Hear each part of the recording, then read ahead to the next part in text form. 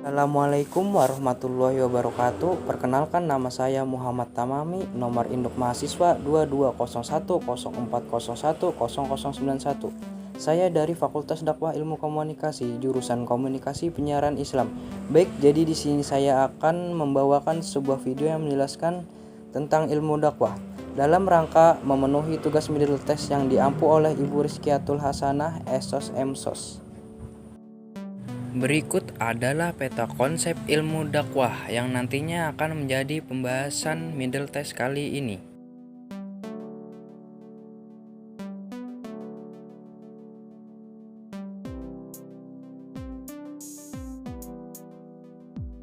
Sekarang kita akan memasuki ke pembahasan pertama, yaitu tinjauan umum tentang ilmu dakwah.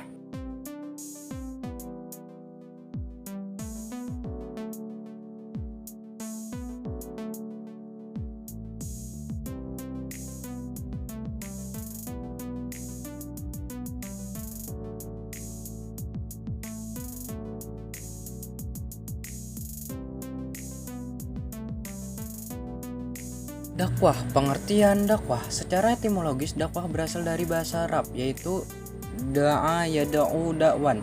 Doa yang diartikan sebagai mengajak atau menyeru, memanggil seruan, permohonan, dan permintaan. Jadi dapat disimpulkan dakwah secara bahasa berarti seruan atau panggilan. Pada tataran praktik dakwah harus mengandung dan melibatkan 3 unsur, yaitu penyampaian pesan, informasi yang disampaikan, dan penerimaan pesan. Namun dakwah mengandung pengertian yang lebih luas dari istilah-istilah tersebut. Baik, sekarang kita masuk ke pembahasan fenomena dakwah. Di era modern, yaitu zaman sekarang, mengajarkan agama Islam tidak lagi harus seorang ulama, melainkan seluruh orang pun bisa. Dapat dimanfaatkan lewat televisi, radio, surat kabar, handphone, video, buku, majalah, dan ada pun cara yang lebih mudah, yaitu melalui internet untuk mengetahui berbagai masalah keagamaan, dari masalah-masalah ringan ataupun yang lainnya.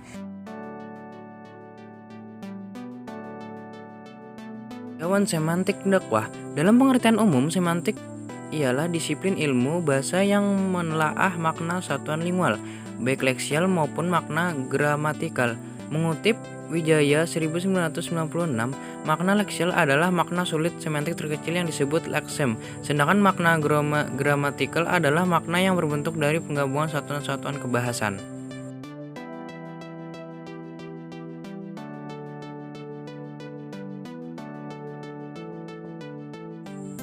Definisi para ahli istilah ilmu dakwah. Jadi di sini ada 3 para ahli. Yang pertama, M. Mashkur Amin. Dakwah adalah suatu aktivitas yang mendorong manusia memeluk agama Islam melalui cara yang bijaksana dengan materi ajaran Islam agar mereka mendapatkan kesejahteraan kini, dunia, dan kebahagiaan nanti akhirat. Baik, kita lanjut memasuki ke pembahasan yang kedua, yaitu konsep dan dasar hukum tujuan dakwah.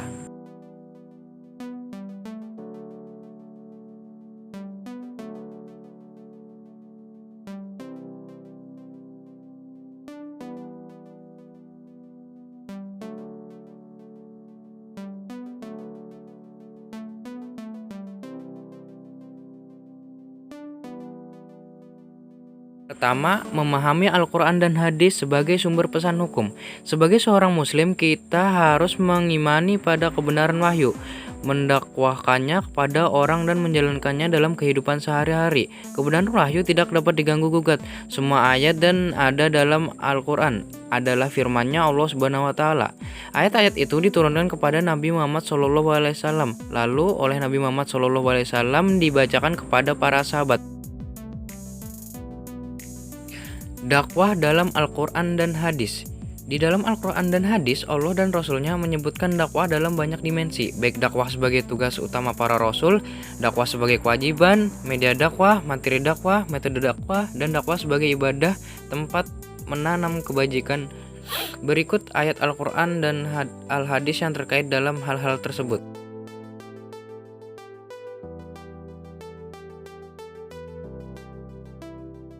Fungsi dakwah. Sebagai sebuah petunjuk, dakwah Islam mutlak dilakukan agar Islam menjadi rahmat penyejuk bagi kehidupan manusia.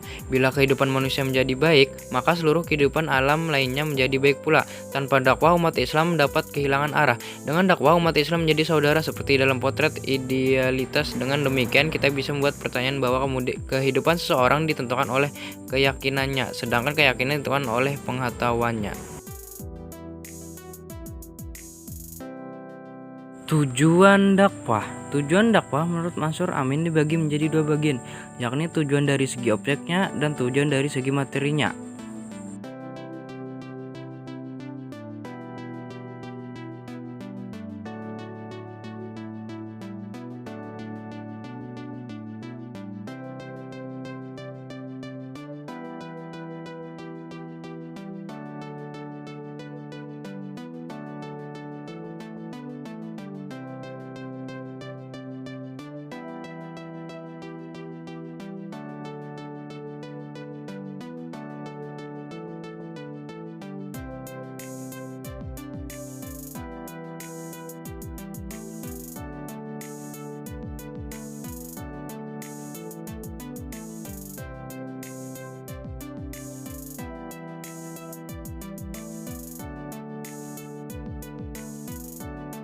Baik, kita masuk ke pembahasan ketiga, proses dan unsur-unsur dakwah.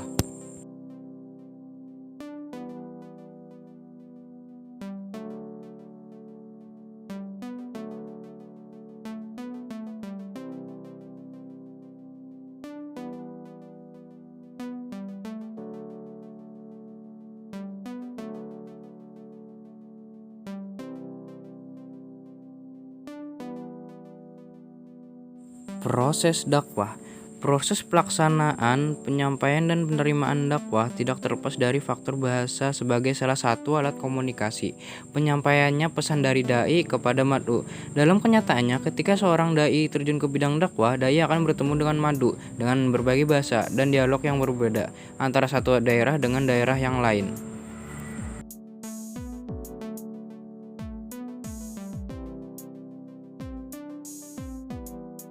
Proses penyampaian dakwah. Saat penyampaian dakwah akan dilakukan memang sebaiknya harus disampaikan melalui hal-hal kebenaran dan juga sikap optimis yang harus ditunjukkan kepada lingkungan. Dalam hal ini tentunya hal tersebut akan berkaitan erat dengan yang namanya proses komunikasi, di mana dalam proses tersebut dalam dijelaskan dengan sebuah tahapan dan juga berbagai hal yang harus dijelaskan. Di antaranya penerima simulasi informasi, penyimpanan sebuah informasi, pengelolaan dari sebuah informasi, yang terakhir menghasilkan kembali di dalam satu informasi. Proses penyampaian dakwah. Saat penyampaian dakwah akan dilakukan memang sebaiknya harus disampaikan melalui hal-hal kebenaran dan juga sikap optimis yang harus ditunjukkan kepada lingkungan. Dalam hal ini tentunya hal tersebut akan berkaitan erat dengan yang namanya proses komunikasi, di mana dalam proses tersebut dalam dijelaskan dengan sebuah tahapan dan juga berbagai hal yang harus dijelaskan. Di antaranya penerima simulasi informasi, penyimpanan sebuah informasi, pengelolaan dari sebuah informasi, yang terakhir menghasilkan kembali di dalam satu informasi. Di dalam pesan dakwah harus disampaikan dengan hikmah dan pelajaran. Dakwah dengan hikmah telah ditafsirkan oleh sebagian ahli tafsir sebagai penyampaian yang tegas dan benar, yang dapat membedakan antara yang hak dan yang batil. Adapun 3 faktor penting yang menentukan keberhasilan dakwah, yaitu yang menyampaikan dakwah, teknik penyampaian dakwah, yang terakhir siapa penerima pesan dakwah.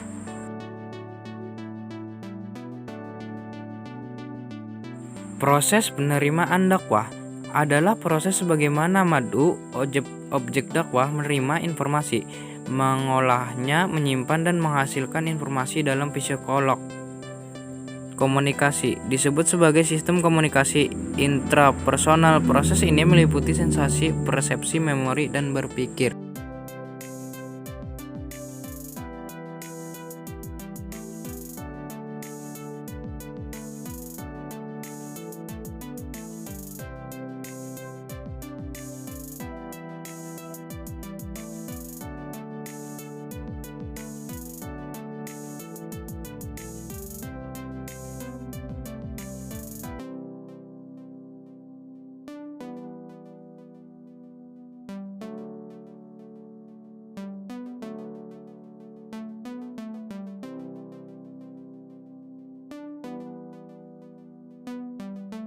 Unsur-unsur dakwah. 1. Dai. Subjek dakwah yang dimaksud dai adalah orang yang melaksanakan dakwah baik secara lisan, tulisan, ataupun perbuatan, dan baik sebagai individu, kelompok, atau berbentuk organisasi atau lembaga. Dai sering disebut kebanyakan orang dengan sebutan mubalik, orang yang menyampaikan ajaran Islam. Dai merupakan unsur dakwah yang paling penting, sebab tanpa dai, Islam hanya sekedar ideologi yang tidak terwujud dalam kehidupan masyarakat. Yang kedua, mad'u, objek dakwah. Unsur dakwah yang kedua adalah mad'u, yaitu manusia yang menjadi saran dakwah atau manusia penerima dakwah, baik individu maupun kelompok, baik manusia yang beragama muslim ataupun non-muslim, dengan kata lain manusia secara keseluruhan.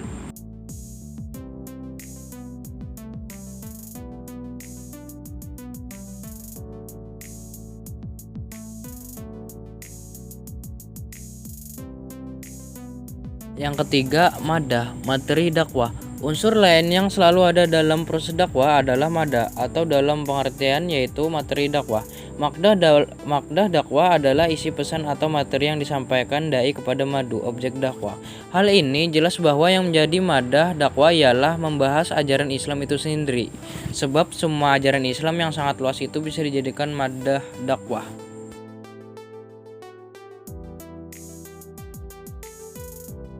Yang keempat, wasilah dakwah. Unsur dakwah yang keempat adalah wasilah, media dakwah, yaitu alat yang dipergunakan untuk menyampaikan pesan dakwah kepada mitra dakwah ajaran Islam. Dr. Hamzah Yaqub membagi wasilah dakwah menjadi 5 macam, yaitu lisan, tulisan, audio, dan akhlak. Yang kelima, thorikah, metode dakwah. Thorikah atau metode dakwah digunakan dalam berdakwah sebelum berbicara tentang thorikah atau metode dakwah. Dalam bahasa lain, metode ialah metodus yang berarti cara, dan dalam bahasa Yunani ialah metodus yang berarti jalan, dan dalam bahasa Inggris metode yang berarti metode atau cara, sedangkan dalam bahasa Arab metode disebut thorikah atau thorikoh.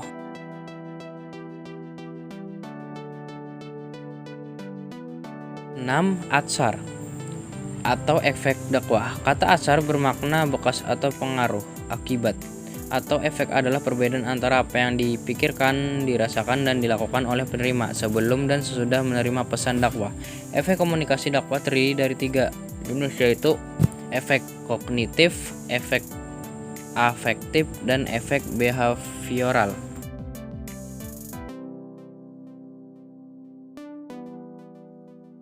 Baik, kita lanjut ke pembahasan keempat, yaitu objek studi ilmu dakwah.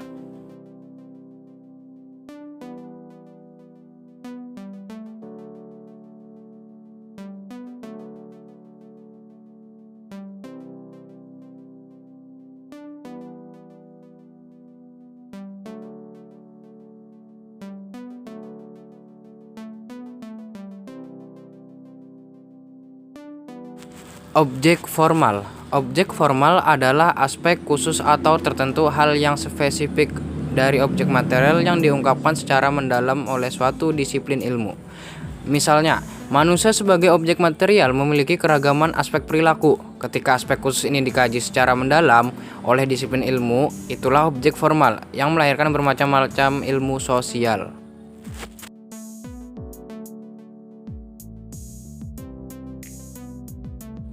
Objek formal terbagi menjadi 3. Yang pertama, disiplin tablik. Yang kedua, pengembangan masyarakat Islam. Dan yang terakhir, manajemen dakwah.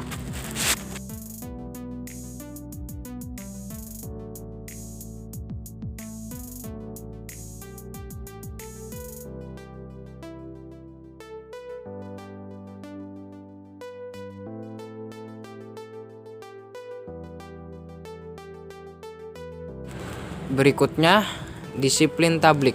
Tablik merupakan kegiatan yang dibebankan kepada seluruh umat manusia dalam rangka mempertahankan kelangsungan ajaran agama. Tablik adalah mengajak menyeru kepada sesuatu yang lebih baik serta mencegah untuk senantiasa meninggalkan perbuatan keji. Jika terlaksana proses mengajak dan merayu pada kebaikan dalam segala aspek kehidupan, tentu keamanan dan keselamatan hidup manusia pada umumnya akan terjaga. Begitu pula mencegah pada sesuatu keji sebagai penyeimbang. Yang kedua, pengembangan masyarakat Islam. Pengembangan berarti memperluas jaringan Islam dimulai dari diri sendiri, keluarga, tetangga. Sebagai contoh, Rasulullah SAW telah mengembangkan Islam dimulai dari keluarga, sehingga Islam berkembang ke seluruh Mekah, sampai ke Madinah, bahkan ke seluruh penjuru dunia. Kita sebagai umat Islam harus mencontoh Rasulullah, karena beliau sebagai seorang teladan yang perlu diteladani.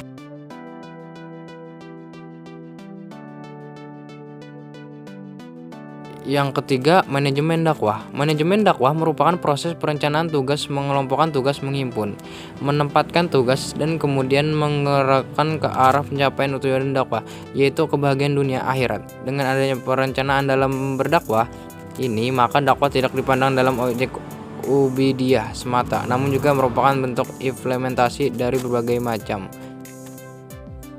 Dalam dakwah, manusia dalam objek yang mendapatkan bimbingan. Manusia adalah ciptaan Allah Subhanahu wa Ta'ala. Baik, sekarang kita bahas tentang objek material. Objek material, menurut Amirullah Ahmad, objek material ilmu dakwah adalah semua aspek ajaran Islam atau dalam Al-Quran dan Sunnah. Sejarah dan peradaban Islam, hasil ijtihad dan realisasinya dalam sistem pengetahuan, teknologi, sosial, hukum, ekonomi, pendidikan, dan kemasyarakatan lainnya, khususnya kelembagaan Islam. Dengan demikian, objek material ilmu dakwah adalah ajaran pokok Al-Quran dan Sunnah. Dari uraian di samping dapat ditekatkan bahwa objek yang dikaji ilmu dakwah berkaitan dengan objek kajian ilmu-ilmu keislaman lainnya. Sedangkan menurut perjalanan Syekh Hasan Basri, objek material ilmu dakwah adalah unsur substansial ilmu dakwah yang terdiri dari 6 komponen, yaitu dai, madu, metode, material, media, dan tujuan dakwah. Sementara itu, objek formal ilmu dakwah adalah mengkaji salah satu sisi objek material tersebut. Objek material yaitu semua aspek ajaran Islam, hasil ijtihad dan realisasinya terhadap sistem pengetahuan, teknologi, sosial, hukum, ekonomi, pendidikan, terdiri dari 1. Pendakwah. Seperti kita ketahui, pendakwah adalah penyampaian sesuatu pesan kepada orang lain, baik keagamaan ataupun lainnya, yang mempunyai tujuan mengajak manusia untuk melaksanakan peraturan-peraturan yang telah ditetapkan. Dalam hal ini, objek ilmu dakwah adalah si pendakwah itu harus menguasai materi-materi yang ingin disampaikan. Yang kedua, mitra dakwah. Mitra berarti teman. Dapat diartikan juga dengan orang yang mendengarkan dakwah. Di sini mitra dakwah sangat membantu proses jalannya dakwah itu sendiri. Karena bagaimanapun hebatnya dai, apapun yang disampaikan tanpa adanya pendengar, saya kira tidak ada faedahnya. Dengan demikian, mitra dakwah termasuk dalam unsur-unsur objek dakwah. Mitra dakwah yaitu manusia menjadi sasaran dakwah atau manusia penerima dakwah, baik secara individu maupun sebagai kelompok. Yang ketiga, metode dakwah. Metode adalah cara penyampaian sesuatu kepada audien dengan menggunakan cara sebaik mungkin. Pada zaman Rasulullah, tak kala beliau mengembangkan ajaran Islam mula-mulanya dengan syiriah, sembunyi-sembunyi, karena pada masa itu Islam masih dianggap asing. Penduduk Mekah masih menyembah berhala, tapi setelah Islam udah banyak pengikutnya, barulah Rasulullah mendakwahkan Islam secara terang-terangan. Yang keempat, media dakwah. Media dakwah adalah alat-alat yang digunakan untuk memudahkan bagaimana dai mudah mentransfer pesan-pesan dakwah pada madullah. Banyak alat media yang terdapat pada zaman sekarang yang dapat membantu kelancaran mensosialisasikan pesan-pesan. Media dakwah terbagi menjadi 5.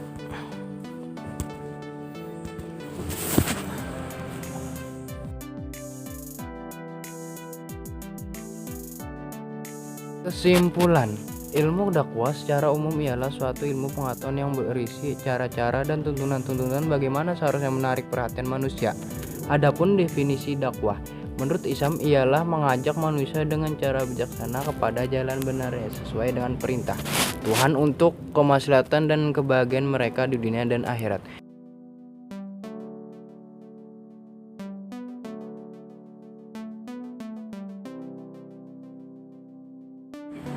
Terima kasih, mohon maaf jika ada kekurangan atas materi dan penjelasan yang saya sampaikan di dalam video ini.